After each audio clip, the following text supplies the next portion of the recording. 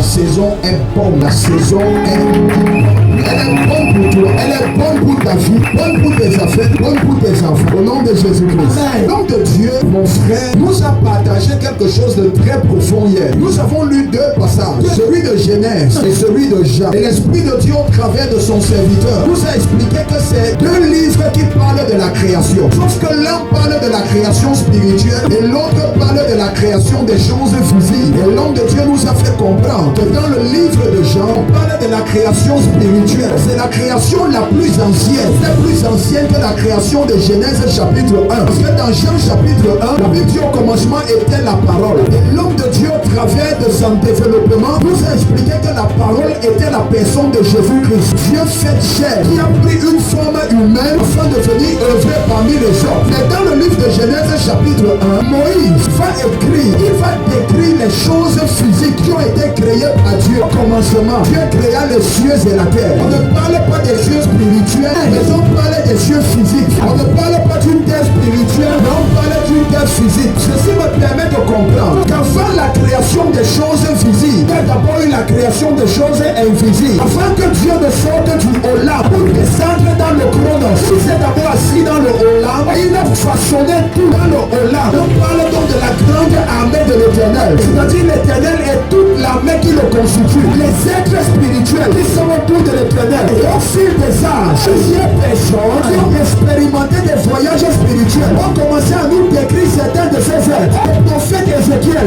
parlait des 4 roues qui étaient animés par un esprit. Et chaque fois que l'esprit allait à un lieu, les roues allaient également dans ce lieu. En Esaïe chapitre 6, Esaïe va tomber en extase. Il va être ravi en esprit. Et il va aller au 3e ciel. Il va voir la robe de l'Éternel. Il va aller tout le temps. Et au-delà de cette robe, il va voir des êtres bizarres qui avaient 4 ailes et qui avaient des yeux tout autour. Et on les appelait les séraphins. Ils étaient autour du trône. Ils ont commencé à décrire ces êtres. Et il y a beaucoup d'êtres qu'on ne connaît pas encore. Et que nous irons connaître la bonne ciel. J'ai béni également la parole de Dieu dans la bouche de mon frère qui nous a montré la différence qui existe entre la création et la formation. Dieu crée dans l'éternité et il forme dans le temps des gens. En d'autres termes, Dieu a été créé et la formation était la méthode par laquelle le Seigneur a choisi de t'amener sur la terre de vivant. Voilà pourquoi en Genèse, on parle d'abord de la création. Et au moment que l'homme doit venir sur la terre, on parle de la formation. Ceci me pousse à comprendre une chose. Tu as un projet divin. Tu as un projet divin. Et toute personne qui a un projet divin ne peut pas échouer. Non, il ne peut pas échouer. Est-ce que tu sais que depuis le ventre de ta mère, tu es un guerrier.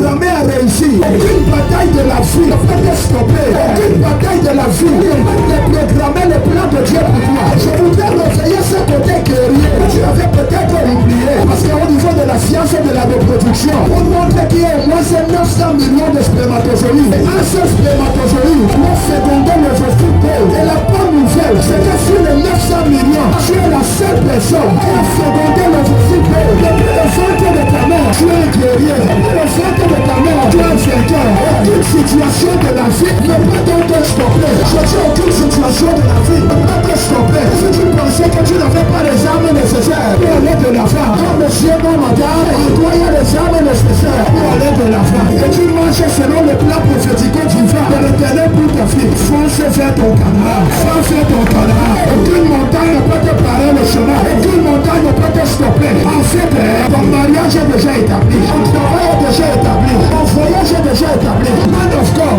Dieu ne promet pas ce qu'il va faire. Il promet ce qu'il a déjà fait. Parce qu'il dit ceci. Avant que tu ne sois formé dans le ventre de ta mère, moi je te connaissais. Je te connaissais déjà. Je te connaissais. Là c'est matricule. Ce n'est pas que nous sommes. Nous avons été guéris. Il est le Dieu d'hier, d'aujourd'hui, et le Dieu éternel. Voilà pourquoi il a dit à Moïse, il a dit à mon peuple, je suis celui qui est. Parce que je suis dans le passé, je suis dans le présent, et je suis aussi dans le futur. C'est pour ça que je suis d'accord. Lorsque tu as dit non, quand nous commençons, Dieu il a déjà achevé. Il a déjà achevé. Quand nous commençons, Dieu il a déjà achevé. Mesdames, mesdemoiselles et messieurs, c'est sur la terre que le Seigneur a proclamé que je devais rencontrer mon milieu. Mais dans l'éternité, on se connaissait. On a été sorti du catalogue des prophètes et nous avons été envoyés sur la terre. Sauf que notre mémoire a été effacée. Au moment où Jésus nous a rencontrés, Seigneur, notre mémoire est venue. Et quand j'ai rencontré mon milieu, j'ai dit voici cette fois-ci, ce qui est de mes yeux et chaud de ma